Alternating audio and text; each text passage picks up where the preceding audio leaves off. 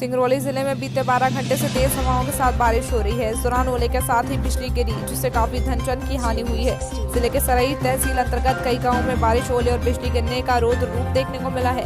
वहीं बिजली गिरने से महुआ बीनने गई महिला जयमन पति इंद्रभान निवासी काफी हार परी मौत घटनास्थल पर हो गई। महुआ गांव निवासी एक व्यक्ति की बिजली गिरने से भैंस की मृत्यु हो गई। इससे पहले मौसम के इस बदलते रुख का आसमान पर बादलों का घेरा काफी तेजी से बढ़ने लगा था और अंधेरा साथ छाने लगा। मौसम के इस बदलाव के कारण शनिवार की शाम से ही सिंगरौली जिले में जमकर तेज बारिश हो रही है। लेटेस्ट न्यूज देखने के लिए प्राइम ब्रेकिंग न्यूज चैनल को सब्सक्राइब करना ना भूलें और साथ ही डेली अपडेट्स पाने के लिए बेल आइकन